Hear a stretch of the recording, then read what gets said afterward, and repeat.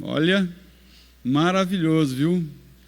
Tanto a questão de nós ficarmos firmes aqui na terra, quanto saber que nós vamos morar num lindo céu. Isso é glorioso. Aí a luta vai acabar, e melhor do que a questão da luta acabar, nós vamos encontrar o nosso Salvador, Jesus. Acho que o melhor que tem no céu é o próprio Deus. Sabe, tem muitas vezes que nós queremos ir para o céu para parar de sofrer aqui na terra. Muitos ainda têm desejo de ir para o céu com medo do inferno, mas o melhor do céu é Deus, é a Trindade, é o Pai, o Filho, o Espírito Santo. Isso vai ser glorioso quando nós adentrarmos a glória celestial.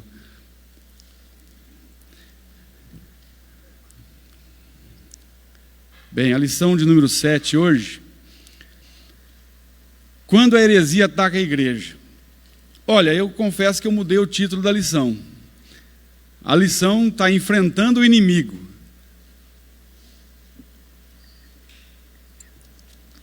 Mas você vai ver que na lição vai falar do anticristo. E claro, vai falar dos falsos profetas, dos falsos mestres. E todos eles são inimigos. Só que a lição fala mais da heresia, dos ensinamentos, das doutrinas erradas, enganosas, do que do anticristo ou do próprio diabo, né? Então, eu vejo melhor, um título melhor, essa questão de quando a heresia ataca a igreja. Eu quero ler aquele texto ali, 1 João 2, do 18 ao 26. Vamos lá, vamos ler o texto da lição. Primeira carta de João, no capítulo de número 2,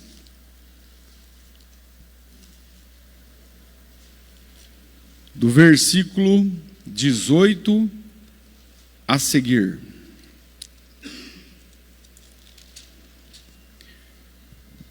Diz assim o texto: Filhinhos, esta é a última hora. E assim como vocês ouviram que o anticristo está vindo, já agora há muitos anticristos que têm surgido. Por isso sabemos que esta é a última hora. Eles saíram do nosso meio, mas na realidade não eram dos nossos. Pois se fossem dos nossos, teriam permanecido conosco. O fato de terem saído mostra que nenhum deles era um dos nossos. Mas vocês têm uma unção que procede do Santo, e todos vocês têm conhecimento. Não lhes escrevo porque não conhecem a verdade, mas porque vocês a conhecem, e porque nenhuma mentira procede da verdade. Quem é o mentiroso, senão aquele que nega que Jesus é o Cristo? Este é o anticristo, aquele que nega o Pai e o Filho. Todo o que nega o Filho também não tem o Pai.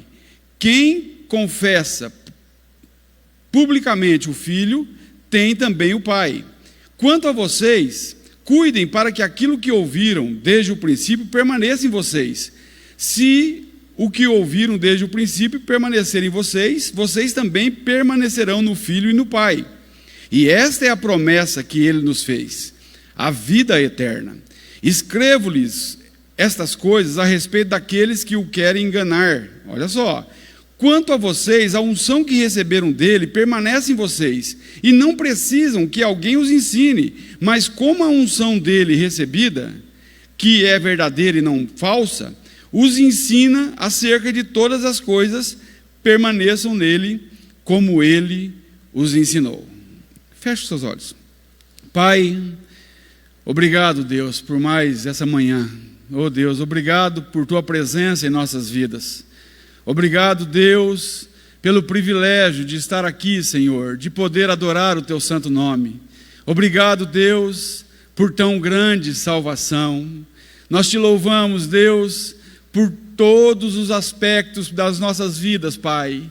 Todas as bondades, todas as coisas ruins. Oh Deus, nós louvamos ao Senhor porque sabemos que todas as coisas cooperam para o nosso bem, para que Cristo seja formado em nosso caráter. Pai, o desejo do nosso coração é ficar longe da mentira. Oh Deus, é viver na verdade do Teu Evangelho, da Tua Palavra. Pai, ajuda-nos a isso, Pai. Ajuda-nos a combater toda forma de engano. E também, Senhor, levar a glória sempre para o Senhor, Deus. Tu és digno, Pai, de receber toda a gratidão do nosso coração, toda a nossa adoração. Oh Pai, eu confesso a minha pequenez aqui, Deus. Reconheço a minha incapacidade, a minha limitação, a minha fraqueza. Mas Deus, acima de todas as coisas, eu também reconheço a Tua soberania, a Tua grandeza, a Tua majestade. Faz, Deus, conforme Tu queres, no nome que é sobre todo nome, no nome santo de Jesus. Amém e amém. Bem, o alvo da lição: estar ciente das estratégias de Satanás que estão por trás das doutrinas humanas e demoníacas. Nós vamos ver que além de humanas, elas são demoníacas. Identificar o que vem de Deus e o que vem do maligno.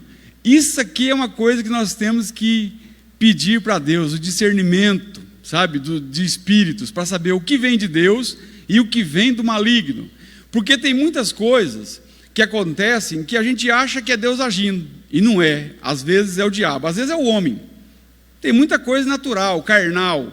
Não é nem o diabo nem Deus, é o próprio camarada, é a própria carne dele falando. Então nós temos que discernir isso, saber se de fato Deus está falando, se de fato Deus está no controle. Claro que Ele está no controle de tudo, mas se Ele está no controle da mensagem que nós estamos ouvindo. Temos que ir para a palavra, sabe, para filtrar todo tipo de ensinamento. É aqui, ó, a base é essa aqui. Então, nós precisamos orar para que Deus nos dê discernimento. E nós temos que ler e aprender a palavra de Deus, porque na maioria das vezes, irmãos, uma mentira rapidamente vai ser refutada por nós. Por quê? Porque nós conhecemos a verdade. Então, facilmente a gente vai saber filtrar, porque nós temos de fato conhecimento das Escrituras e temos o Espírito Santo que habita em nós. Então nós temos que ficar guardados disso. E a terceira coisa é saber que em Cristo nós somos mais do que vencedores, pois Cristo veio para desfazer as obras do diabo. 1 João 3,8, né, diz isso, que o Filho de Deus se manifestou para desfazer as obras do diabo. Olha, não tem esse negócio de que o diabo... Pinta-se aí um cenário que parece até que o diabo está ganhando a luta, o diabo é maior do que Deus. Sabe, tem muitos cristãos que têm mais medo do diabo do que temor de Deus. É duro isso, hein? Essa semana um irmão me mandou uns dizeres e eu cocei os dedos para responder. Eu falei, mas Senhor, se eu for responder isso aqui, eu vou arrebentar com esse irmão. Me dá graça e sabedoria para falar com amor. E aí eu dei um tempo, no outro dia, aí mais calmo, tranquilo, e eu fui e respondi certinho. Falei, irmão, estou falando isso aí porque eu sei que você é um cristão verdadeiro, mas isso aí que você colocou aí não é verdade. Não é a verdade do Evangelho. Isso aí gera medo nas pessoas pelo diabo, porque ele pintou o diabo muito grande. Muito grande. E o diabo, como disse Martim Lutero, é o cão na coleira de Deus. Ele só faz se Deus permitir. Ele é poderoso? Sim. Ele age sutilmente. E não pense que o diabo vai vir com um tridente, um garfão, um chifrão, não. O diabo vem, sabe que jeito? Muitas das vezes, vem como uma mulher bonita, cheirosa.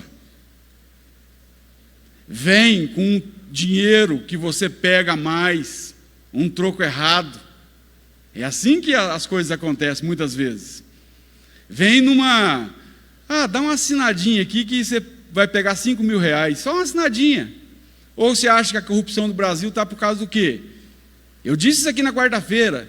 Como que um camarada consegue gastar 500 mil numa campanha para vereador, sendo que em todo o mandato dele ele não vai ganhar esse dinheiro? O cara é muito burro. Aí você acha que ele é burro? Ele é ladrão. Ele não é burro, ele é ladrão. Espíritos enganadores. O Espírito diz claramente que nos últimos tempos alguns abandonarão a fé e seguirão espíritos enganadores e doutrinas de demônios. Cara, aqui Paulo foi pesado, hein? Ele chamou os falsos mestres, os falsos pastores, os que pregam, sabe, enganamente, olha só, doutrinas de demônios. Os camaradas estão pregando coisas do diabo. O duro, irmãos, você sabe que uma coisa que me deixa triste às vezes no meio evangélico? É que você não pode falar. Sabe, se você falar, você é crica, você é chato, sabe, você é contendeiro, você muitas vezes sai de alguns lugares, as pessoas vão taxar você de herege. Cara, herege não é muitas vezes aquele que saiu. Não. Pega Saul e Davi. Quem que fugiu? Davi. Mas quem que era o herege? Saul. Nós temos que entender isso. E aí você vai debater, combater, como Elias disse aqui, algumas das heresias, as pessoas ficam bravas com você e falam assim: você tinha que estar pregando o evangelho em vez de estar fazendo isso aí.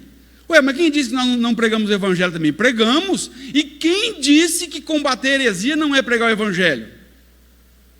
Claro que é. É pregar o evangelho. Introdução. As heresias têm causado grandes prejuízos nas igrejas hoje. Agora, vou só abrir um parênteses aqui. Tem causado grandes prejuízos. Agora, para analisar, nós temos que combater por amor as pessoas que estão dentro dessa igreja. Combater a heresia é um ato de amor. De amor. Por quê? Quantos irmãos que nasceram de novo estão dentro das igrejas? Nós temos que orar para Deus arrumar a situação lá dentro ou arrancar eles de lá e levar para uma igreja que prega a palavra. Muitas pessoas dizem que não importa o que você crê. Olha aqui. E tem esse pensamento, tá? O importante é ser sincero. Mas não basta ser sincero quando se está sinceramente errado. Deus vai jogar no lago de fogo aqueles que foram sinceros, porém viveram no engano, na mentira e na falsidade. Vai ter um monte de gente sincera no inferno. É duro dizer isso, né? Palavra dura, né? Mas não adianta ser sincero, irmãos, se você está sinceramente errado. Eu acho que uma das piores coisas que existe para um cristão é a tomada de um caminho errado. Tomada de um caminho errado, ele se estrepa tudo.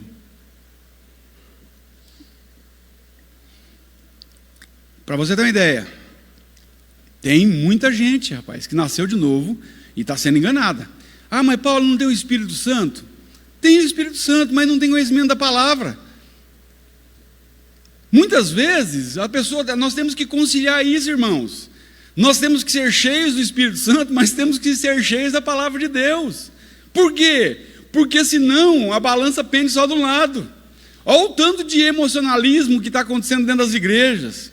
Pessoas dançando, até forró dentro da igreja, tem dança já hoje. Mas para aí, Paulo, como que pode dançar forró? E falam que aquilo ali é manifestação do Espírito Santo. Irmãos, me perdoe, mas é do diabo, não é do Espírito Santo. Não é.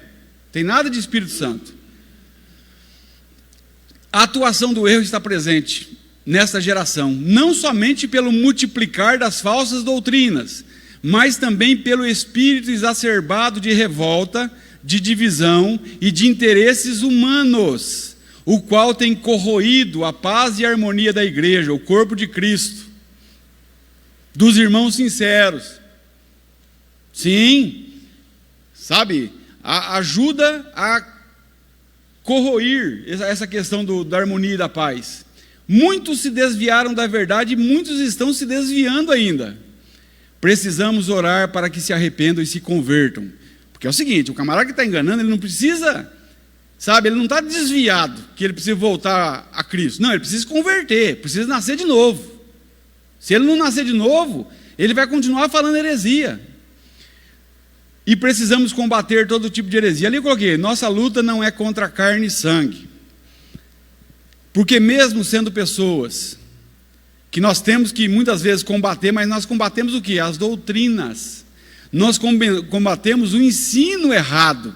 Nós temos que, por isso que eu falo, nós temos que amar as pessoas e fazer com que elas vejam a verdade, e combater o ensino errado, a doutrina errada, a doutrina de demônios que foi ensinada a ela.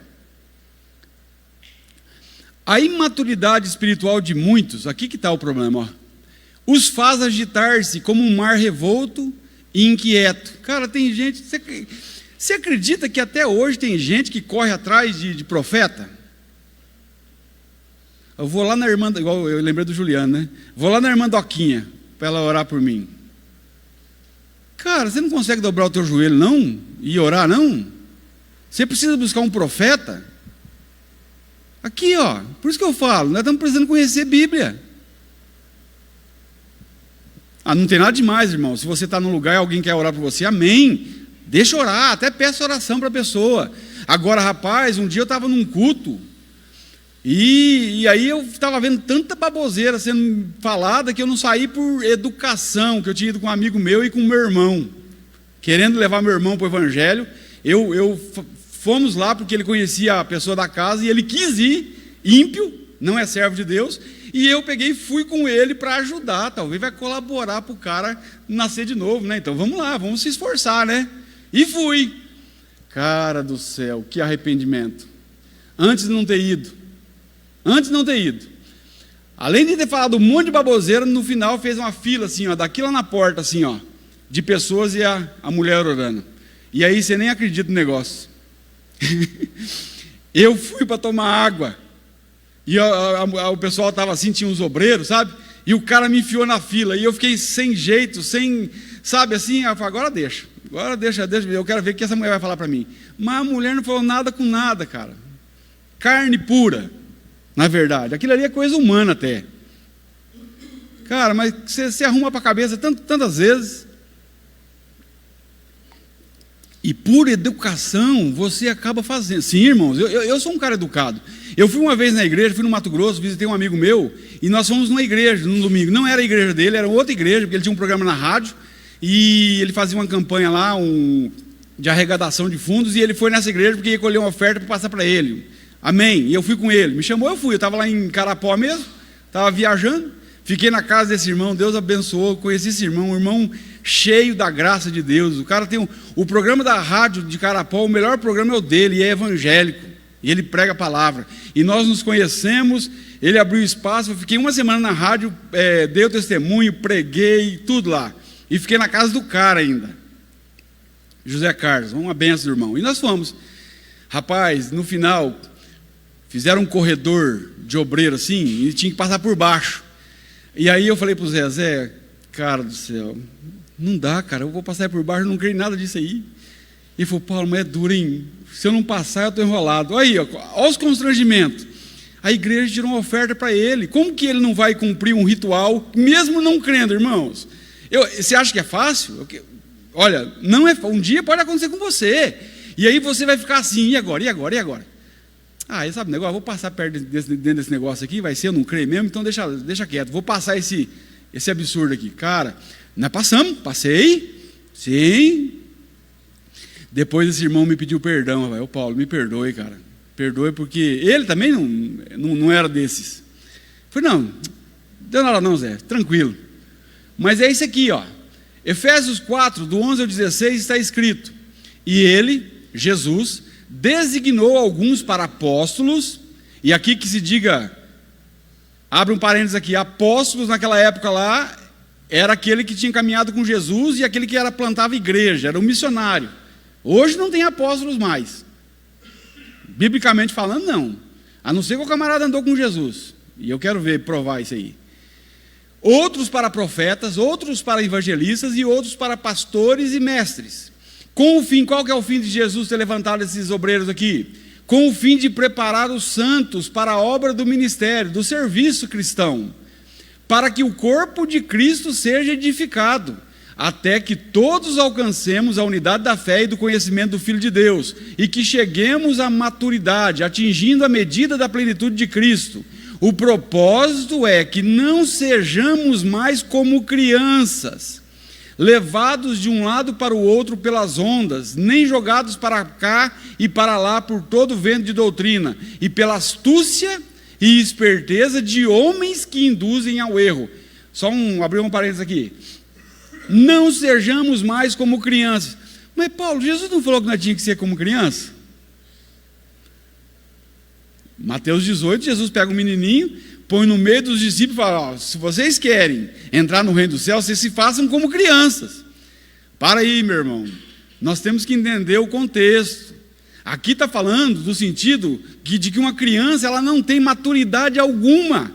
Se você deixar uma criança, ela vai fazer besteira. E ela vai correr de um lado para o outro, não vai fazer nada certo. E ela não compreende, não tem maturidade para compreender certas coisas. Rapaz, lá em casa mesmo, tem muitos filmes que eu e a Marta vamos assistir, nós não assistimos por causa que a Yasmin está acordada. A hora que ela dorme, nós vamos assistir. Por quê? Ela não tem maturidade para ver. E às vezes nós põe ela assim, deitada para nós, e com o celular na mão, e nós assistindo o filme ali com ela ali. Mas ela não olha para trás. Por quê? Não tem maturidade. Se ela vê aquilo ali, ela vai ficar traumatizada em muitos aspectos. Então aqui está falando de um termo da criança, que a criança é levada de um lado para o outro. Aí continuando, antes seguindo a verdade em amor, cresçamos em tudo naquele que é a cabeça, Cristo. Dele todo o corpo, ajustado e unido pelo auxílio de todas as juntas, cresce e edifica-se a si mesmo, em amor, na medida em que cada parte realiza a sua função. Irmãos, eu e você somos parte do corpo de Cristo. Nós temos que desempenhar a nossa função. Sabe, você é parte importante do corpo. Você é alguém, eu vou colocar especial aqui, não para levar você para a altura, mas para entender que você foi comprado com o sangue de Jesus. Sabe, Deus, Ele cuida de você. Ele tem você no corpo para desempenhar uma função que é só tua, que o outro não vai fazer.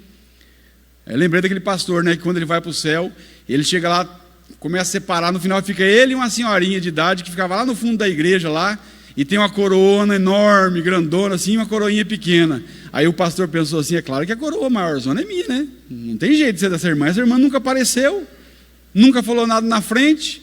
Aí Deus chama o pastor, dá a coroinha pequena para ele, dá a grandona para a mulher.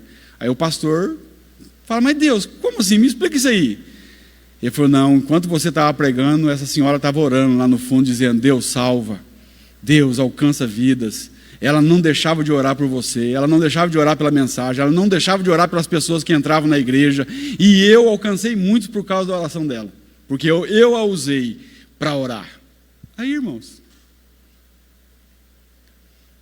sabe, toda pessoa tem parte, mesmo que não apareça, mesmo que não esteja em evidência. O apóstolo João já havia advertido a igreja sobre o conflito entre luz e trevas, e entre o amor e ódio, pode ver. Agora João os adverte sobre o terceiro conflito, o conflito entre verdade e erro. Não é suficiente ao cristão andar na luz e no amor, ele deve também andar na verdade. É uma coisa que é incoerente também, né? O camarada conseguir andar na luz e no amor sem conhecer a verdade, isso não bate, é incoerente.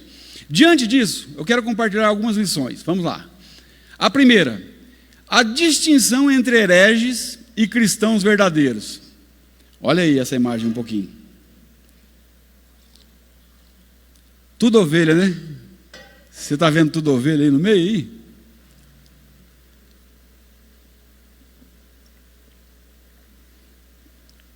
Olha o lobão lá.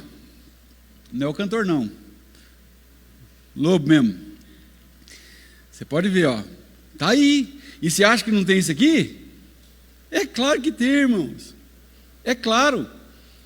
Jesus falou muito bem de joio e trigo, de bodes e ovelhas, de lobos e ovelhas. Você pode ver, Jesus quando vai falar da questão daqueles que conhecem a Deus, ele chama de ovelhas. Aqueles que não conhecem, chama de bode, de cão, de porca. Você pode ver, na Bíblia tem um monte de adjetivo que vai mostrar quem que não serve a Deus. E lobo é um deles. E o lobo ainda, muitas vezes, é ligado ao mercenário, ao falso pastor, ao obreiro, à pessoa que está em evidência, em destaque.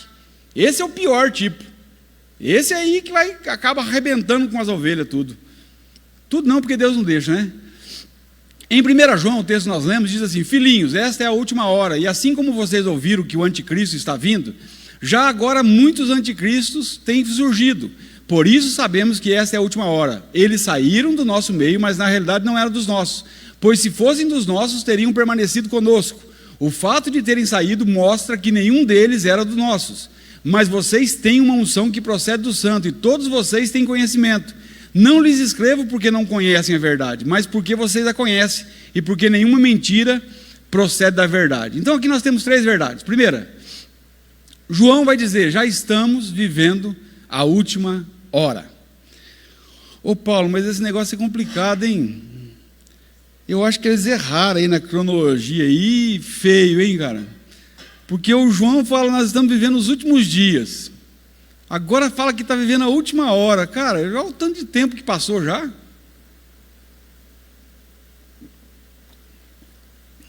Um dia para o Senhor é quanto?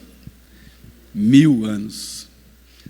Então calcula e pega uma hora e vê quanto que vai dar. Mas aqui não está falando de cronologia. João é enfático em afirmar que vivemos a última hora. A última hora descreve um tipo de tempo, e não uma duração de tempo. Não é no relógio cronológico. O tempo do fim é o tempo que vai da primeira à segunda vinda de Cristo. Aquele que está além e acima do tempo não trabalha no tempo humano. Para ele 1000 anos são como um dia. Diante disso, vivemos sempre nos últimos dias. Ainda é a última hora quando, após isso, virão dias difíceis, e então virá o fim. E Jesus voltará para buscar os seus e para julgar todo aquele que não se arrependeu. Nós estamos vivendo os últimos dias, a última hora. Nós podemos falar: em breve Jesus voltará. Sim, esse em breve pode ser muitos 1000 anos. Não tem problema algum, porque não está falando de cronologia, de tempo humano. Deus sabe. Não é Cronos, é Kairos, né? O tempo de Deus chama Kairos, o tempo humano é Cronos. Segunda verdade, o espírito do anticristo já está operando no mundo. O espírito dele, talvez ele não esteja entre nós, mas o espírito dele já está, muito tempo. Aqui está a cruz invertida, né? Que significa o anticristo, e aqui está o número da besta. E tem um monte de gente querendo saber o que é isso aqui, e não descobre, sabe? E fica inventando coisa, e fala que é o chip, e fala que é isso. Ninguém sabe. Fala que é o número do homem. Aí o outro vai falar que é o 666 é o domingo. Tem uns caras aí que vai inventar, fala que é o Papa, aí fala que é o cara, o presidente da França, né? Outros falam que é o russo lá, o cara nem é presidente mais. Aí vai embora, um monte de conjectura, fala que é o Bill Gates. A palavra anticristo só aparece nas epístolas de João, mas o conceito se acha em outros lugares, e muitos. A palavra anticristo tem 2 significados: contra Cristo e em lugar de Cristo. Não é só quem é contra.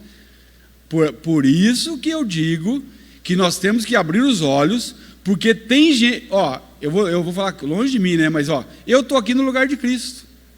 Sim, estou aqui para pregar a palavra dele, imbuído por ele, porque ele me fez sacerdote, fez você sacerdote também, eu estou no lugar dele. Agora, o que o anticristo faz é estar no lugar de Cristo e enganar as pessoas. Ele não é parte de Cristo.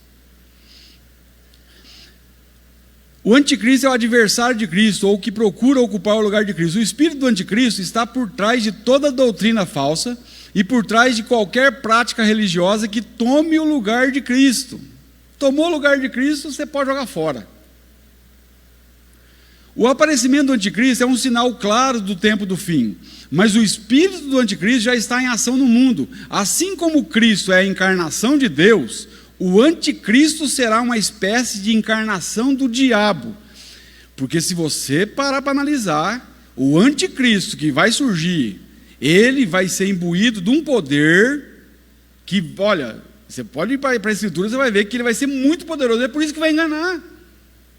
Porque vai ter poder, vai fazer as coisas acontecerem. Aí o povo fala: como que esse camarada não é de Deus? Olha aí, desce até fogo do céu quando o camarada faz isso. Vai enganar muitos irmãos. Vai.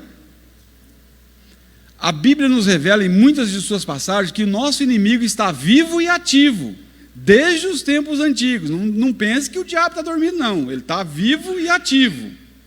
É só você olhar o que está acontecendo.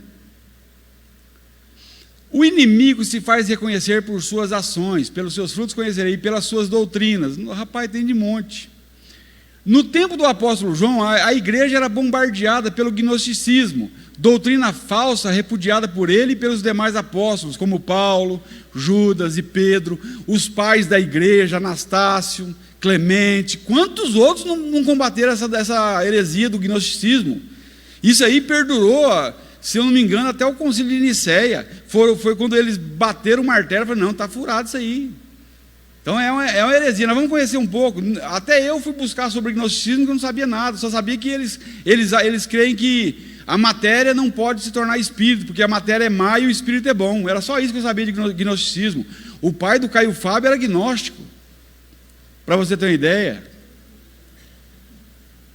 Os pregadores dessa heresia não criam que Jesus veio em carne, por acharem que a matéria imunda não se une ao espírito, não tem como. Por isso que eles não acreditavam em Jesus. Ensinavam que a salvação era só para o espírito, e com isso permitiam a perversidade, viver no pecado, entre seus seguidores. É a chamada graça barata, como se a graça fosse um mandamento para pecar. Rapaz, tem gente que acha que a graça é o 11º mandamento, né? Que é, agora você pode fazer o que você quiser. Você está livre para pecar. Pelo contrário, a graça é que nos faz diferente, onde nós pisamos. É a graça que nos sustenta em pé diante de Deus. É a graça que leva a Deus a nos perdoar. Tudo é graça, irmãos, do início ao fim, como disse Martin Lloyd Jones. A vida cristã é graça do começo ao fim. Então é a graça que nos alcançou, é a graça que nos sustenta salvos, é a graça que nos leva ao perdão, é a graça que nos leva ao arrependimento. É a graça de Deus. Terceira verdade, os anticristos saem de dentro da própria igreja. Aqui, ó. Tentando, né, lobo em pele de ovelha, igual diz o ditado, né? O camarada está ali, ó, está no meio das ovelhas assim, ó. Aí é difícil de ver. Imagina um monte de ovelha junto. Você vai ver que é uma ovelha. E não é um lobão. Os muitos anticristos que já vieram, em contraste com o anticristo que virá, são identificados como mestres humanos que abandonaram a igreja. Para analisar. Não são do mundo. Aqui no texto de João, ele diz que saiu do meio da igreja. Estava na igreja. Em Atos 20, versículo 28 ao 30, está escrito: cuidem de vocês mesmos e de todo o rebanho sobre o qual o Espírito Santo os colocou como bispos, para pastorearem a igreja de Deus, que ele comprou com o seu próprio sangue. Sei que depois da minha partida, lobos ferozes penetrarão no meio de vocês e não pouparão o rebanho. E dentre vocês mesmos se levantarão homens que torcerão a verdade, a fim de atrair os discípulos. Cara, isso aqui é uma obreira, é o líder, é o pastor que está no púlpito, é o presbítero, é o diácono, é os membros da igreja, que dentre eles pode sair. Eles saíram do nosso meio, mas na realidade não eram dos nossos, pois se fossem dos nossos, teriam permanecido conosco. O fato de terem saído mostra que nenhum deles eram do nosso.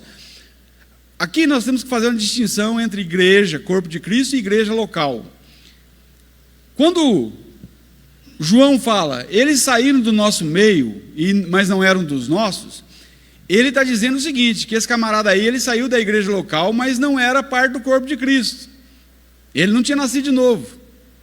Ele não era de fato um cristão verdadeiro. Ele era lobo. Ele não era ovelha. Então, para você entender, porque igreja, corpo de Cristo, ninguém sai. Ninguém sai da igreja, corpo de Cristo. Se você nasceu de novo, você faz parte do corpo até morrer. Agora, se você não nasceu de novo, você sai facilmente da igreja local. Não vai sair do corpo de Cristo que nunca entrou. É duro dizer isso. Nunca entrou. Então nós temos que fazer essa distinção. Não é todo mundo que sai da igreja local que é anticristo. Não, misericórdia. Quantos irmãos preciosos nossos não estão no nosso meio aqui, mas são bênçãos de Deus onde eles estão. Não é desses caras que João está dizendo. Não é. Não pense que todo mundo que sai da igreja local é anticristo. Não, nada a ver. Não é isso. Esse versículo lança luz sobre duas gloriosas doutrinas: a perseverança dos santos e a natureza da igreja. Irmãos, por quê? O cara saiu do nosso meio, então, quer dizer, o cara foi para essa onda aí de heresia e se mostrou que era lobo. O cara não era dos nossos. Porque quando você crê na perseverança dos santos, você crê que aquele que nasceu de novo, jamais ele vai deixar. Ele pode, tudo bem, vamos abrir um parênteses aqui, ele pode se afastar um tempo, mas ele não vai ficar toda a sua vida em rebelião. Não vai, ele vai voltar. Agora, a questão da natureza da igreja. A igreja não tem como você deixar de ser igreja. A constância, a perseverança é uma marca dos salvos. Os que caem e deixam a igreja total e finalmente, nunca fizeram parte dela. Desviaram apenas da instituição, pois nunca nasceram de novo. E tem muitos assim, irmãos. Olha, eu ainda creio em desviado, que tem pessoas que nasceram de novo. Apesar que eu conheço muitos teólogos que não creem nisso, que se o camarada está desviado é que ele nunca nasceu de novo mesmo, mas eu ainda creio de pessoas que nasceram de novo e estão longe de Cristo num determinado momento, mas que Jesus vai fazer conforme Lucas 15, vai deixar 99 ovelhas e vai atrás daquela que se apartou e vai trazê-la de volta. Agora, a maioria dos desviados que nós encontramos, vou colocar nas ruas, tá? Num termo, nas ruas. A maioria nunca foram da igreja. Estão desviados da instituição e não de Cristo. Por consequência de Cristo também, né? Mas nunca foram parte da igreja. Nem todos os membros de uma igreja local são membros do corpo de Cristo. A verdadeira igreja não é uma instituição, mas um organismo vivo, pois Cristo ressuscitou e vive para sempre. Você faz parte dessa igreja verdadeira? Rapaz, antes de eu nascer de novo, eu tinha uma preocupação comigo, que eu queria estar na igreja verdadeira. Aí, quando eu comecei a ler a Bíblia, eu comecei a visitar algumas igrejas. E eu orava: Deus, será que essa aqui que é verdadeira? Essa aqui que é verdadeira? E ia nas igrejas locais. Deus, é essa aqui? Meu irmão, tira os olhos disso. A igreja verdadeira é aquele que nasceu de novo, aquele que se arrependeu, aquele que foi aceito por Deus como um membro de sua família. Agora, nós estamos numa igreja que prega a palavra, amém, é diferente. Mas essa parede aqui, esses pisos e essa aqui, não lhe dão o direito de entrar no céu. É duro dizer, vai ter gente aqui que vai passar muito tempo aqui dentro e vai ser lançado no lago de fogo. Paulo do céu, duro isso, hein? É a verdade. Porque isso aqui não salva ninguém. Isso aqui não é igreja verdadeira. Deus não habita em templos feitos por mãos humanas. Deus habita em templos feitos por Ele, que Ele mesmo fez, e o Espírito Santo habita em nós, verdadeira igreja. A igreja verdadeira são todos aqueles que nasceram de novo, vão nascer de novo ainda, em toda a face da terra. Essa é a igreja verdadeira. Nasceu de novo, é a igreja verdadeira. O que mais? Opa, aí. Aí você fala: Paulo, mas tem jeito do camarada crer e não crer ao mesmo tempo? Mas como assim, Paulo? Crer e não crer?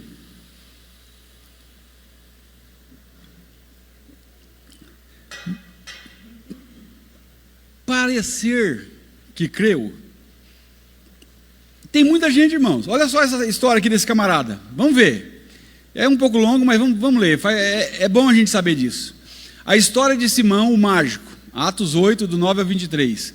Um homem chamado Simão vinha praticando feitiçaria durante algum tempo naquela cidade, impressionando todo o povo de Samaria. Ele se dizia muito importante, todo o povo, do mais simples ao mais rico, dava-lhe atenção e exclamava: este homem é o poder divino conhecido como grande poder. Eles o seguiam, pois ele os havia iludido com sua mágica durante muito tempo.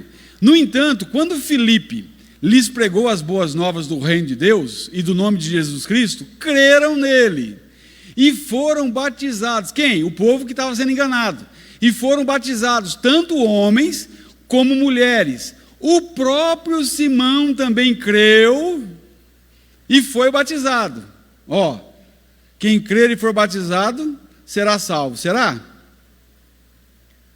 E seguia Filipe por toda parte, observando maravilhado os grandes sinais e milagres que eram realizados. Os apóstolos em Jerusalém, ouvindo que Samaria havia aceitado a palavra de Deus, enviaram para lá Pedro e João. Estes, ao chegarem, oraram para que eles recebessem o Espírito Santo, pois o Espírito ainda não havia descido sobre nenhum deles. Tinham apenas sido batizados em nome do Senhor Jesus. Então Pedro e João lhes impuseram as mãos e eles receberam o Espírito Santo. Vendo Simão que o Espírito era dado com a imposição de mãos dos apóstolos, ofereceu-lhes dinheiro e disse: dei-me também esse poder, para que a pessoa sobre quem eu impuser as mãos receba o Espírito Santo. Pedro respondeu: pereça com você o seu dinheiro. Você pensa que pode comprar o dom de Deus com dinheiro? Você não tem parte nem direito algum nesse ministério, porque o seu coração não é reto diante de Deus. Mas o camarada creu e foi batizado. Mas não creu, irmãos. Quem crer e for batizado será salvo, mas não creu de verdade. Creu na aparência. Na aparência creu. E aí tem muitos assim, hein? Creu na aparência só. Segunda lição: a natureza e o efeito dessa heresia. Gnosticismo. Eu peguei uma figura que representa o gnosticismo. Olha, pelo que eu pude entender aqui dessa imagem, é o seguinte: se você pega essa linha divisória aqui, e aqui nós temos o mundo, o sol, as estrelas, as árvores, as casas. Então o camarada está aqui, e aqui vamos dizer que seja o céu que nós conhecemos para eles. Então o camarada que tem uma experiência gnóstica, ele consegue ultrapassar a linha do mundo e entrar no espiritual para tocar aquilo que está do outro lado. A crença deles era essa, que num conhecimento que eles achavam que vinham dessa parte aí espiritual, porque eles acreditavam que Jesus era o cara que mais atingiu a gnose, o conhecimento, que ele era o pai da gnose. Só que eles não estavam falando de Jesus propriamente dito, porque Jesus não era isso. Vamos lá, para entendermos um pouco, vamos analisar o contexto. O gnosticismo havia invadido a igreja, e isso estava afetando alguns, e por isso João escreve combatendo essa heresia. A palavra gnose quer dizer conhecimento. Os gnósticos entendiam que era possível alcançar um nível superior de vida através do alcance do conhecimento. Não um conhecimento qualquer, de ordem intelectual, mas um conhecimento elevado, uma percepção, uma forma de sabedoria esotérica que proporcionava conhecimento relativo ao pleroma, estado anterior ao mundo material perfeito, e ao caminho que para lá conduzia. Mas esse conhecimento não era possível a todos, apenas os pneumáticos, isto é, os que possuíam poder para receber tal conhecimento, poderiam alcançá-lo. Opa, isso aí é o gnosticismo, olha só. Os gnósticos ensinavam conhecimento como requisito superior à fé para a salvação, e elevavam um homem ao nível de divindade, porque era o camarada que atingia o conhecimento.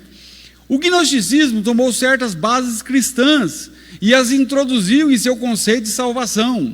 Tinham a Cristo como aquele que indicara mais perfeitamente o caminho para alcançar o conhecimento, contudo, rejeitavam sua encarnação, morte e ressurreição, introduzindo conceitos mirabolantes para explicar a crucificação.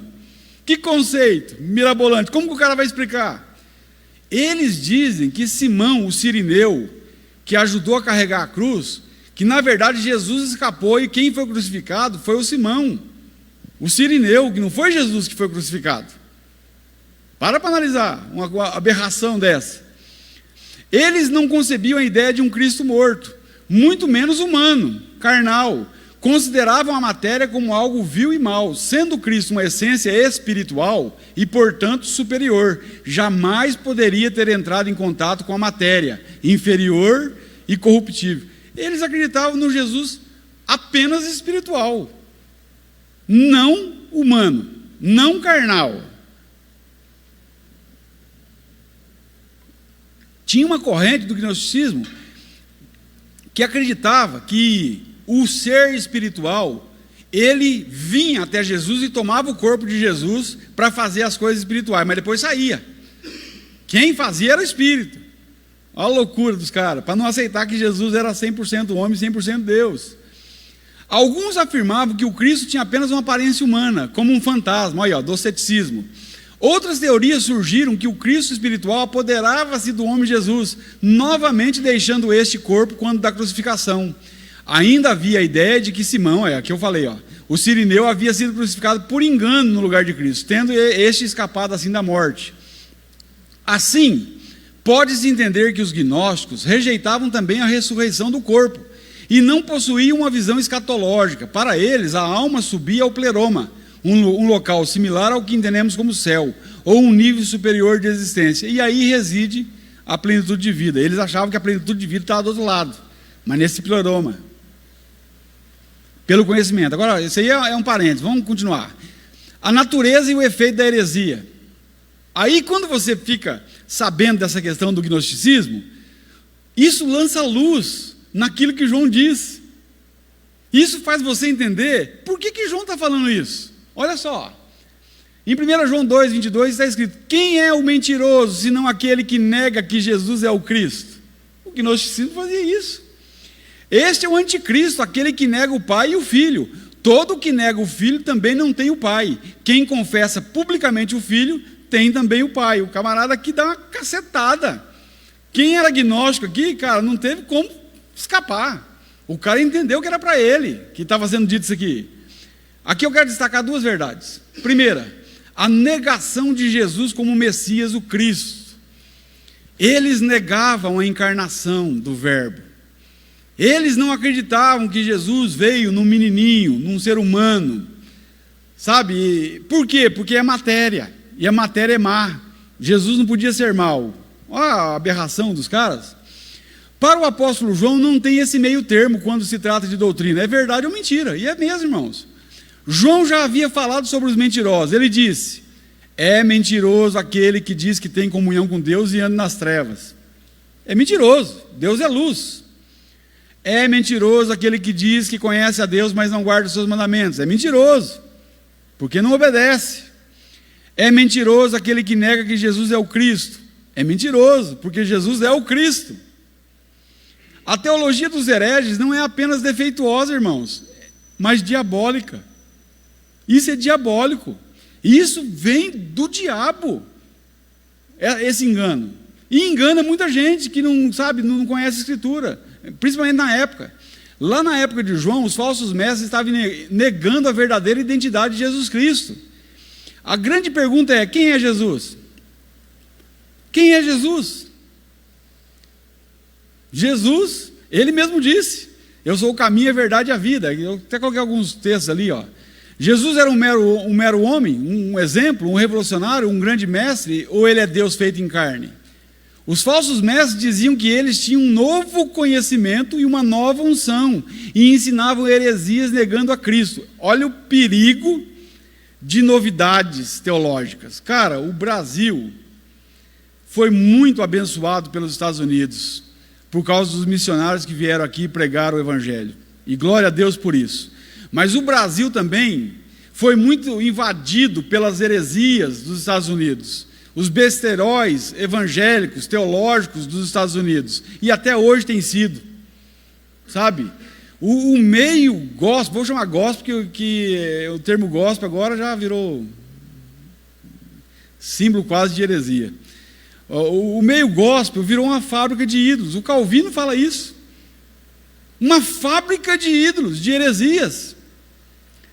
João rebate esse ensinamento herético dizendo que os crentes é que têm o verdadeiro conhecimento.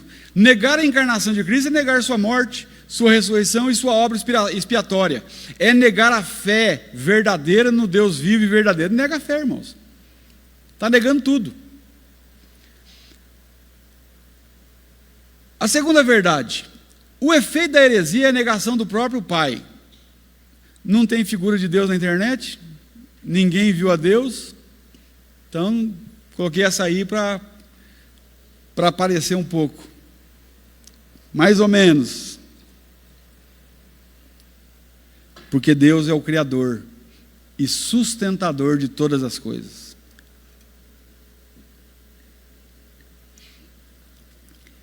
E se aqueles que negar o Filho, vai negar o Pai. Nega o Pai também. O João fala, efeito da heresia é a negação do próprio Pai. Vamos lá, tendo descoberto a natureza da heresia, João desenvolve agora o seu temível efeito. Todo aquele que nega o Filho, esse não tem o Pai. Aquele que confessa o Filho tem igualmente o Pai. João 2,23. O nosso relacionamento com o Pai necessariamente precisa passar pelo nosso relacionamento com o Filho. E com o Espírito Santo também. Somente o Filho pode revelar o Pai aos homens. Sim, irmãos. Como é que nós conhecemos a Deus? Por causa do Filho, por causa do Espírito Santo. Não tem como ter revelação de Deus. Jesus é a imagem visível do Deus invisível. Em Mateus 11:27 está escrito assim, ó: todas as coisas, aqui é Jesus falando, todas as coisas me foram entregues por meu Pai. Ninguém conhece o Filho a não ser o Pai, e ninguém conhece o Pai a não ser o Filho, e aqueles a quem o Filho o quiser revelar. É a quem o Filho quiser revelar. Então, se o camarada nega o Filho, cara, não vai ter revelação de Deus nunca. Nunca. Em João 1,18 está escrito: ninguém jamais viu a Deus, mas o Deus unigênito, que está junto do Pai, o tornou conhecido. Olha que texto. Ali os versículos que eu estava querendo dizer, ó. João 14,6, Jesus diz: eu sou o caminho, a verdade e a vida, e ninguém vai ao Pai senão por mim. Quer ir ao Pai? Tem que passar por Jesus. Não tem jeito, Ele é o caminho. 1 Timóteo 2,5, há um só Deus e um mediador entre Deus e os homens, Jesus Cristo, o homem. E ali frisa ainda, Jesus Cristo, o homem, não é a divindade. Por quê? Porque a divindade, o Jesus se esvaziou dele mesmo e veio ao mundo e se tornou homem para ser nosso representante legal, para morrer naquela cruz no nosso lugar, e o Pai aceitou o seu sacrifício. E por isso nós temos livre acesso à presença de Deus, por causa do Filho. O homem, Jesus, morreu na cruz do Calvário, porque ele era 100% homem, e precisava ser um homem para morrer. Se o cara nega isso, ele acabou, está negando a salvação. Mateus 16, versículo 13, a seguir, Jesus fala: quem diz que eu sou? Uns dizem que é Elias, João Batista, Jeremias ou algum dos profetas. E para vocês, quem eu sou? Pedro diz: tu és o Cristo, o Filho do Deus vivo. Bem-aventurado és tu, Simão Barjonas. Não foi nem a carne nem o sangue que te revelou. Não veio de vocês não, tá? Veio do meu Pai que está nos céus. Revelação de Deus. Filipenses 2,5, é onde fala que Jesus, o nome que está acima de todo nome. Se você pegar o anterior, o versículo 4, 3, vai dizer: cada um considere superior o seu irmão superior a si mesmo. Vai falar de humildade. E quando chega no versículo 5, ele diz: tende em vós os mesmos sentimentos que houve também em Cristo Jesus, que não teve por usurpação, não quis tomar o lugar de Deus, mas se esvaziou-se a si mesmo e tornou-se homem, e fez como homem, e como homem ele foi obediente até a morte de cruz. E aí, quem que é esse Jesus? Não para aí, irmãos. Aí o texto diz: pelo que Deus o exaltou soberanamente, e lhe deu o nome que é sobre todo nome, para que ao nome de Jesus todo joelho se dobre, no céu, na terra e no mar, e toda língua confesse que Jesus Cristo é o Senhor, para a glória de Deus Pai. Se não confessar que Jesus Cristo é o Senhor, perecerá. É duro. Ali, Colossenses 1,15. Ele é a imagem visível do Deus invisível. E o versículo 16 diz: todas as coisas foram criadas por Ele. Nele, tudo subsiste. Quer dizer, nós só existimos porque Cristo existe. Senão nem existiríamos. Deixa eu voltar aqui. Negar o filho é negar também o pai. Ilustração, o quadro do filho. Eu creio que vocês já conhecem essa ilustração. Alguns de vocês. Conta-se de um homem milionário que tinha um filho, e os dois eram amantes de artes. E o pai, por amor ao filho, comprava todos os quadros de Picasso, de todos os camaradas famosos aí. E tinha uma coleção, a maior coleção da época, de quadros e de artes, de tanto amor que o pai e o filho tinham. E eles contemplavam aquelas artes juntos, e o pai amava demais o filho. Mas chegou o tempo da guerra, e o filho foi alistado para servir. E o menino, então, ele foi para a guerra, e na guerra ele acabou morrendo. E aí trouxeram a notícia para o pai dele, muito triste, já não conseguia mais olhar para as artes, porque ele sempre lembrava o filho que estava do lado dele. Então, ele recebeu a visita de um dos amigos do filho, e o amigo dele foi lá e levou um quadro, que era a caricatura do filho dele. O rapaz, por gratidão, pintou um quadro com o rosto do filho dele e disse assim: o teu filho salvou a muitos na guerra, e eu fui um dos que o seu filho salvou. Então eu, por gratidão, trouxe esse quadro para o senhor, porque eu sei que o senhor ia gostar muito. E aquele homem pega aquele quadro lá, simples, rabiscado, mas aquele homem, ele faz o seguinte: ele deixa um testamento. E quando aquele homem morre, o cara que ficou incumbido de fazer aquilo que o testamento dizia, fez um grande leilão das artes, de tudo que aquele homem tinha, das casas, das propriedades, das fazendas, dos carros, tudo. Aquele homem foi fazer um leilão conforme o homem pediu, quando ele morresse. E aí vieram gente de todo lugar para comprar as artes do camarada. O camarada tinha arte de tudo que é jeito. E aí lotou o auditório. E aquele homem então disse: vamos começar pelo quadro do filho. E levantou o quadro do filho. Quem dá o primeiro lance? Todo mundo em silêncio. Vamos, eu preciso de um primeiro lance. Aí um cara lá falou: para com isso, deixa esse quadro aí no canto aí, vamos para o que interessa. Não, é pedido do meu patrão que faríamos assim, tem que ser esse aqui primeiro. Quem vai dar algum lance? E ninguém falava nada. Aí lá no fundo, o caseiro, que vivia na casa do homem, disse: eu dou R$10. Alguém dá mais? Alguém dá mais? Não, pode entregar o quadro para ele, vamos continuar o negócio. Alguém dá mais? Ninguém deu mais nada. E aquele homem anunciou: o leilão encerrou-se, porque o dono disse que quem comprasse o quadro, o filho, receberia todos os outros quadros, e toda a sua herança seria desse homem. E o homem conseguiu por R$10. Quem tem o filho, tem tudo. Quem não tem o filho, não tem nada. Este testemunho é que Deus nos deu a vida eterna, e esta vida está em seu Filho. Quem tem o Filho tem a vida. Quem não tem o Filho de Deus não tem a vida. Não tem. Vamos prosseguir. A base maior da fé cristã é a pessoa de Jesus Cristo, o Messias sofredor, triunfante e glorioso, o qual veio em carne, morreu pelos nossos pecados, ressuscitou ao terceiro dia e hoje está sentado à direita da majestade no mais alto dos céus. A esse Deus seja a honra e a glória para sempre. Terceira lição: como se manter no caminho certo? Como se manter diante de tanta heresia, diante de tanta podridão, diante de tantos sofismas, de tanta coisa errada sendo ministrada, de tanto erro teológico? Como que nós vamos conseguir ficar firme?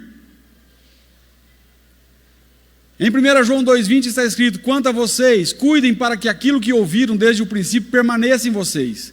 Se o que ouviram desde o princípio permanecer em vocês, vocês também permanecerão no Filho e no Pai. E esta é a promessa que ele nos fez, a vida eterna. Escrevo-lhes essas coisas a respeito daqueles que os querem enganar. Quanto a vocês, a unção que receberam dele permanece em vocês, e não precisam que alguém os ensine, mas como a unção dele recebida, que é verdadeira e não falsa, os ensina acerca de todas as coisas. Permaneçam nele, como ele os ensinou. Filhinhos, agora permaneçam nele, para que, quando ele se manifestar, tenhamos confiança e não sejamos envergonhados diante dele na sua vinda. Se vocês sabem o que ele é justo, saibam também que todo aquele que pratica a justiça é nascido dele. Precisamos ter 3 atitudes para perseverar no caminho de Deus. Primeira, permanecer no antigo evangelho que ouvimos.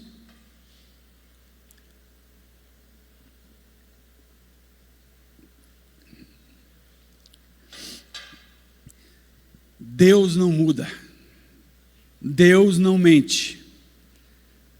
As escrituras sagradas estão em nossas mãos, nas nossas casas. O homem é indesculpável por causa desse livro, é indesculpável. Não tem esse negócio do camarada falar assim, eu não sabia, Deus vai esfregar isso aqui na cara do cara. Perdão com a palavra, esfregar a cara, porque na cara por causa que é o meio de dizer. Não é que Deus vai ficar bravo, não. O camarada que vai ter o merecido. Agora, nós precisamos se manter firme a essa palavra, ao Evangelho. Em 1 João 2,20 está escrito, quanto a vocês, cuidem para que aquilo que ouviram desde o princípio permaneça em vocês. Se o que ouviram desde o princípio permanecer em vocês, vocês também permanecerão no Filho e no Pai. Devemos permanecer na verdade, a palavra de Deus é a verdade. João 17,17. O próprio Jesus, na oração sacerdotal, ele diz, Pai, santifica-os na verdade, a tua palavra é a verdade. João 8,32. A gente acha que esse versículo de João 8,32 é para pregar em evangelismo, para o ímpio. Não, é para nós. E conhecereis a verdade, e a verdade vos libertará. E se, pois, o Filho vos libertar, verdadeiramente sereis livres. Isso é um processo. É um processo de lapidação, de trabalhar de Deus a cada dia nas nossas vidas. Porque, irmãos, nós podemos errar, sim, e nós erramos. Mesmo teologicamente falando, mesmo doutrinariamente falando. Mas, irmãos, quando a verdade chega, a mentira tem que cair fora. O servo do Senhor, aquele que quer servir a Deus e que agrada ao Senhor, ele pode viver no erro. Sim, porque ele não conhece. E às vezes, igual Elias disse aqui, às vezes a gente está na mentira porque a gente acha que ele é verdade. Agora, no momento que chega a verdade, aí você, como servo do Senhor, tem que refutar a mentira e tem que viver na verdade. Isso tem que acontecer conosco, direto. Tem muitos que querem novidade e são alvos do inimigo, que planta suas heresias de forma sutil. Não pense que o diabo aparece com um tridente. Em 2 Coríntios 11,14, diz que Satanás se transforma em anjo de luz. Cara do céu. Já pensou se um anjo aparecer para você, um anjo de luz? Cara, vamos ser facilmente enganados? Perigoso, cara. É um anjo. E é de luz. Eu lembrei o dia que nós estávamos na igreja, eu e a Marta. Nós fomos num trabalho, numa festividade, em Cruzeiro do Oeste, não era nem aqui. Aí chegamos lá, na hora que o pregador empolgado lá, ele disse que tinha 4 anjos nos cantos da igreja. 4 anjos, e cada um estava segurando a ponta de um lençol. E estava cheio de bênção. E que os anjos disseram para ele que ele ia soltar aquele lençol, cheio de bênção. Eu catei na mão da Marta e falei, vamos embora, antes que o negócio caia na nossa cabeça. E saí no meio. Não, eu vou ficar, já tinha passado no corredor. Coisas que você pode evitar, irmãos. Cai fora. Não vou ficar aqui não. Você já notou o tanto de heresia que surgiram nos últimos tempos? O meio gospel tem sido uma fábrica de heresia. Irmãos, antes tinha tanta heresia assim? Não tinha, irmãos. Não tinha. Rapaz, olha, era só de outras denominações que tinha, não eram evangélicas. As evangélicas eram sérias. A gente tinha que combater só algumas. Rapaz, olha, essa semana também eu tive a infelicidade, eu falo infelicidade porque cobrar alguém que se diz cristão é duro. E mais uma vez eu cobrei, até a Marta falou, pô amor, a mulher é cega, quem manda? Cobrei a mulher, tá me devendo só 3 anos, irmãos. Pastora. Verdade, irmãos. Aí eu fui cobrar a mulher, e cobrei, imagina, nesses 3 anos eu cobrei essa mulher umas 30 vezes. E toda vez começava o diálogo, paz do Senhor, e não sei o que lá, porque ela sabe que eu sou cristão também, e não sei o que lá, e vamos acertar. E no final das contas a mulher estava devendo um tanto lá, e eu falei, vou fazer a dívida pela metade para você. A mulher falou, quantas vezes a senhora pode pagar? Eu posso pagar em 4. Não, paga em 10. Quem que fala que vai te pagar uma conta em 4 vezes, você fala assim, paga em 10? Eu falei, não, paga em 10, tá bom, 10 vezes. Tá bom, vou pagar. A última vez conversei com ela. A mulher não pagou, cara. Eu já entrei ontem, mas rasgando o verbo. Rasgando o verbo. Falei, senhora, sinto muito, a senhora tem que, voltar para o evangelho. A senhora está afastada. A senhora tinha que ter vergonha de ser chamada pastora. Mas rapaz, eu ainda comecei a conversa assim, não vou falar com a senhora como um profissional, estou falando como um irmão. E desci a lenha. Cara, é duro, cara. Pessoas que não têm caráter. Então assim, hoje em dia está tão feio. Até eu falei para ela, por que eu estou dizendo isso aqui? O meio gospel tem sido uma fábrica de heresias. Porque eu disse para ela assim, antes a gente lutava contra povos e gente de outro lugar. Hoje o meio evangélico virou um campo missionário. Cara, que tristeza! Hoje chegamos à época em que os evangélicos têm que pregar para os evangélicos.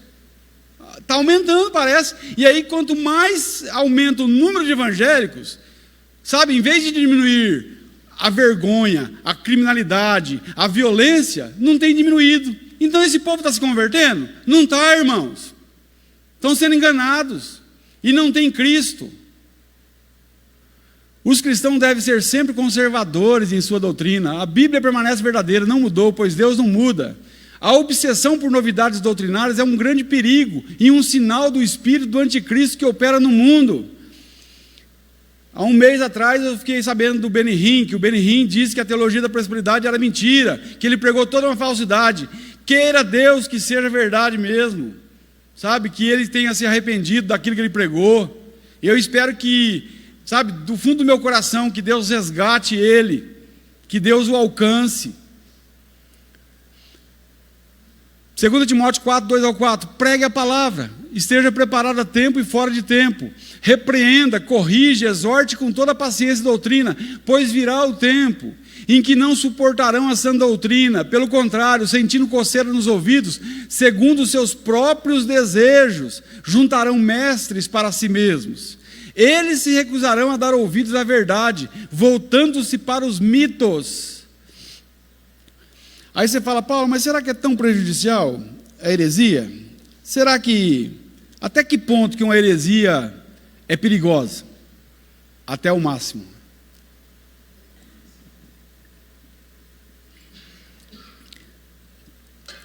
Jim Jones, alguém já ouviu falar sobre Jim Jones? Até o Chico Anísio tirava sarro na TV com Tim Tones. Ele mudou, tirou os J e colocou o T, pegando o cara. O camarada simplesmente pegou quase 1000 membros da igreja, levou para uma chácara e se confinou na chácara.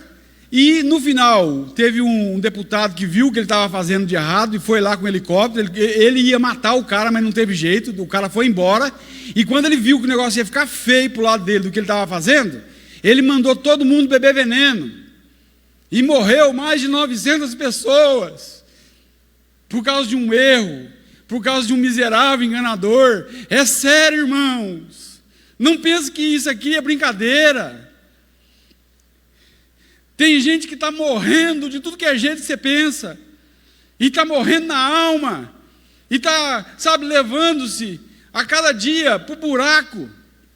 E esses camaradas, eles não têm dó do povo. Não tem dó. Um camarada igual o fulano lá que falou assim, o povo bateu palma. E ele falou, não bate palma para o Espírito Santo não. Põe a mão no bolso e dá dinheiro. Cara, tem que mais apanhar um cara desse. O propósito dos hereges e das falsas doutrinas é enganar, enquanto que o resultado da nossa lealdade ao Filho e ao Pai e dessa comunhão com eles é a vida eterna. Vamos lá, segunda atitude: permanecer nele como ele nos ensinou por causa da unção que recebemos. Em 1 João 2,27 está escrito: quanto a vocês, a unção que receberam dele permanece em vocês, e não precisam que alguém os ensine, mas como a unção dele recebida, que é verdadeira e não falsa, os ensina acerca de todas as coisas. Permaneçam nele como ele os ensinou. Irmãos, essa unção aqui, sabe, é a unção que te dá autoridade para pregar. Como que a unção lá acontecia nos reis e nos sacerdotes do Antigo Testamento? Aqui não está falando de algo que vem e vai embora, não. É algo que permanece. O texto é bem claro de dizer: a unção permanece. Que unção é essa? A unção que você, meu irmão, foi comprado por Cristo, e você foi feito sacerdote e rei, e você pode pregar a palavra. Você tem unção que veio dele. Nós sabemos que o termo unção se refere à pessoa do Espírito Santo. Ele está em nós e é o selo de Deus em nossa vida desde a conversão. Nele, quando vocês ouviram e creram na palavra da verdade, o evangelho que os salvou, vocês foram selados com o Espírito Santo da promessa, que é a garantia da nossa herança até a redenção daqueles que pertencem a Deus, para o louvor de sua glória. A unção não é algo que vem e vai embora, é a autoridade que temos de Deus para pregarmos sua palavra. Ele nos fez sacerdotes, a unção permanece, nós temos acesso. O Espírito Santo nos ensina quando nos submetemos a Deus e ao estudo e na obediência da Bíblia. A pedagogia do Espírito é a palavra de Deus. Não tem como separar, irmãos. Separou Espírito Santo de palavra de Deus, dá esses besteróis que estão acontecendo aí, pessoas rodopiando dentro da igreja. Temos o Espírito Santo, portanto devemos buscá-lo para que ele nos ensine toda a verdade. Então o Espírito está em nós. Então nem assim nós temos desculpa. Em João 14,26 está escrito: mas o Conselheiro, o Espírito Santo, que o Pai enviará em meu nome, lhes ensinará todas as coisas e lhes fará lembrar de tudo que eu lhes disse. Quem é que traz à tona da palavra de Deus para nós? É o Espírito Santo. Ele vai trazer o quê? Bíblia, palavra de Deus. Nós vamos ter poder para vencer o maligno, para vencer toda a tentação, para vencer as heresias, naquilo que o Espírito colocar no nosso coração da palavra. É por isso que eu e você precisamos conhecer a palavra. É Bíblia. É mediante a palavra, é o Espírito Santo que permanecermos firmes na verdade. Cara, quer ficar firme? Permaneça aqui. Alguns honram a palavra e negligenciam o Espírito. Outros honram o Espírito, mas negligenciam a palavra. Nós devemos honrar os dois. Não tem esse negócio de separar, não. É por isso que tem muita meninice na igreja. Gente que acha que é só o Espírito Santo está fazendo. Aí faz o camarada cuspiu na boca do outro, cara, num vídeo na internet lá. Cara, e o cara aceita o negócio dele. O pastor fala para os caras comer grama, vai todo mundo comer grama. Tem que comer grama mesmo. E aí tomara que tenha uns cocô de cachorro lá no meio ainda. O Espírito Santo é quem nos dá discernimento e conhecimento para sermos enganados, para não sermos enganados pelas heresias dos falsos profetas. 1 João 4, do 1 ao 4, amados, não creem em qualquer espírito, mas examinem os espíritos para ver se eles procedem de Deus, porque muitos falsos profetas têm saído pelo mundo. Vocês podem reconhecer o Espírito de Deus deste modo: todo espírito que confessa que Jesus Cristo veio em carne, procede de Deus, mas todo espírito que não confessa a Jesus não procede de Deus. Esse é o espírito do anticristo, acerca do qual vocês ouviram que está vindo, e agora já está no mundo. Vou pular. Terceira e última atitude: precisamos permanecer em Cristo. E não pense você que é na tua força. É como o pastor Tamar disse aqui: nós e Deus, há uma cooperação. Deus age e nós retribuímos a ação do Senhor, do Espírito Santo. Irmão, se não for isso, quer fazer na força do braço, você vai se enrolar todo. Você vai ser arrebentado. Não, é mais dependência, entrega de Deus, entrega na presença de Deus, do que conhecimento humano, do que talento humano, irmãos. Não é talento humano, é dom do Espírito, é dom de Deus. 1 João 2,28, filhinhos, agora permaneçam nele, para que quando ele se manifestar tenhamos confiança, e não sejamos envergonhados diante dele na sua vinda. Os homens reagirão à segunda vinda de Cristo de duas formas. Uns terão confiança, outros ficarão envergonhados. Os ímpios, os falsos crentes e os anticristos vão ficar envergonhados na manifestação gloriosa de Cristo em sua segunda vinda. Os que foram justificados por Cristo e nele vivem, têm e terão confiança que estarão com ele para sempre, e serão tomados de uma alegria indizível. Irmãos, olha quando canta essa música aí, ó, do céu, cara, como, sabe, alegra o nosso coração, sabendo que nós vamos encontrar com esse Deus, porque nós estamos vivendo sombra daquilo que será na eternidade. Lá talvez nós vamos dizer assim, eu podia ter orado mais, podia ter me sacrificado mais para aprender a palavra, eu podia ter pregado mais o Evangelho.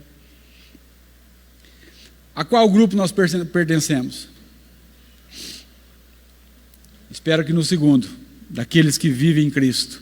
Conclusão: essa lição nos incentiva a um posicionamento radical contra o sistema doutrinário montado pelo inimigo, o qual, como câncer, corrói nossa fé, divide nossas igrejas e mata a nossa vida espiritual. Aqui eu estou falando em tese, todos. Devemos orar pela igreja do Senhor na face da terra, pelos irmãos que sofrem heresias dentro das igrejas, para que Deus mude essa situação lamentável, tirando os maus obreiros ou levando-os para outra igreja. Uma das duas coisas, ou conserta o negócio lá, ou arranca os camaradas de lá. Quanto a seus mestres, os mercenários e falsos pastores, usemos a sabedoria da palavra, da oposição e da resistência a eles. Ó, irmão, olha só o que Paulo vai escrever a Timóteo para fazer com esses camaradas aqui.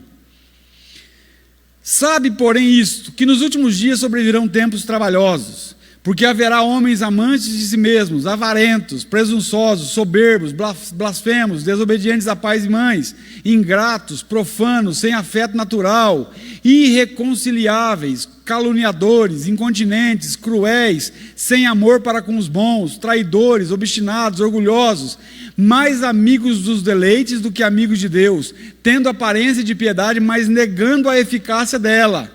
Destes, afasta-te. Afasta-te.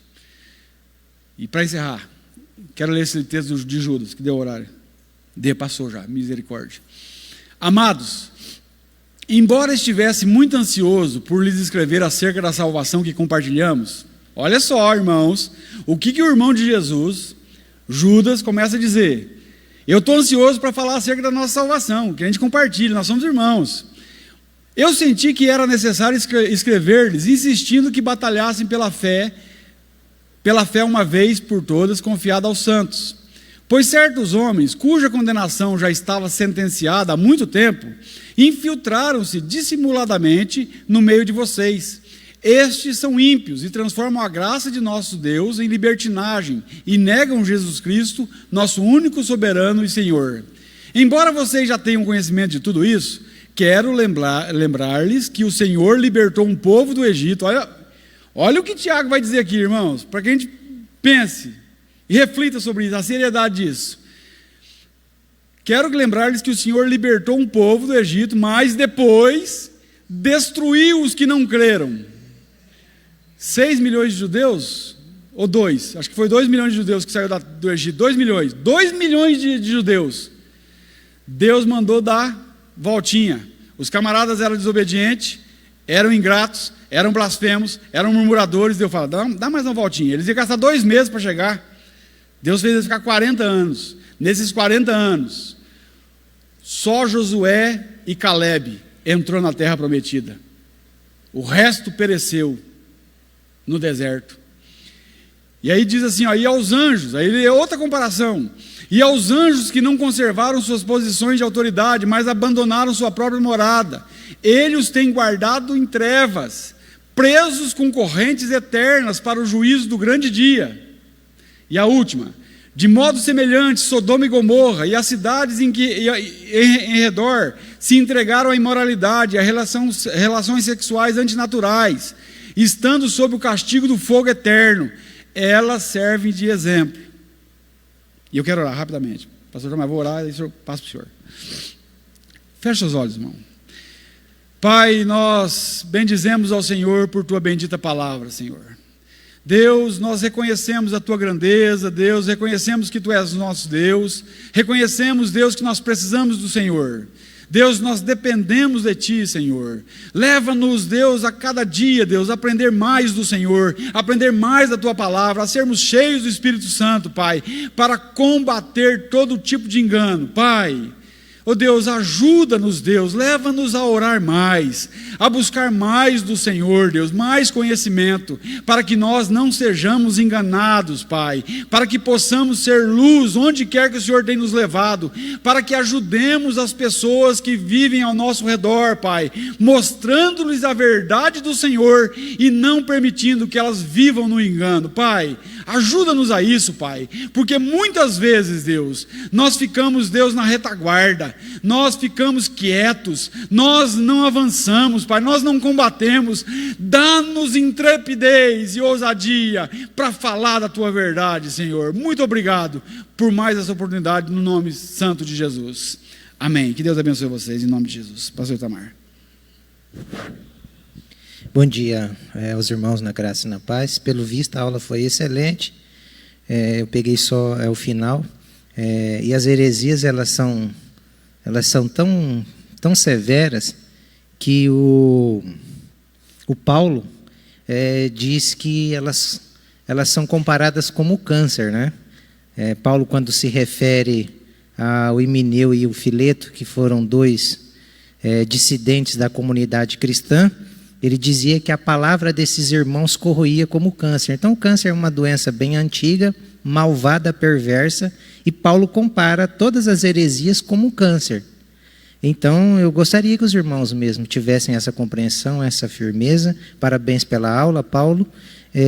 Mas a intenção minha de estar aqui nesse momento é de convidar você, hoje à noite, para participar conosco de um culto que foi extremamente preparado, desde os hinos a todos os textos que serão cantados, todos os textos que serão lidos, preparados para que você trouxesse uma pessoa que não conhece ainda o Evangelho, para que ela hoje à noite pudesse ter uma experiência também como você já teve com o Cristo ressurreto. Nós teremos 9 pessoas que serão batizadas aqui hoje. Hoje para nós é um dia de alegria, um dia de festa, porque são 9 pessoas que já por mais de 2 anos estão aí sendo meio que acompanhadas e já estão conosco muito tempo, mas foram preparadas também depois por um discipulado, pelo nosso irmão Joselir, que chegou aí hoje, está com a camisa toda bonita, parecendo o Agostinho da grande família. Ele preparou os irmãos e eles vão descer hoje as águas do batismo, né? Então hoje nós teremos esse momento de alegria aqui na igreja. Eu gostaria de compartilhar com você isso e você convidasse as pessoas para vir, se esforçasse para vir, né? O culto vai começar às 19h30 e vai terminar às 21h em ponto. Você pode ficar tranquilo, é o mesmo horário que a gente tem. Nós vamos encerrar o culto agora. Eu vou pedir para que alguns irmãos permaneçam para ajudar a gente a tirar as cadeiras do lugar aqui e puxar o tanque batismal e preparar o ambiente para a ceia também, tá bom? Então, vamos nos colocar em pé. Sei que já oramos, mas eu queria impetrar a bênção apostólica nesse momento. Que o amor de Deus, a graça do Senhor Jesus Cristo e a consolação do Espírito Santo estejam com todo o povo de Deus que se reúne aqui e que estão espalhados por toda a terra. Todos nós juntos digamos amém e graças a Deus. Cumprimente a pessoa próxima a você e até logo mais à noite, se assim Deus nos permitir.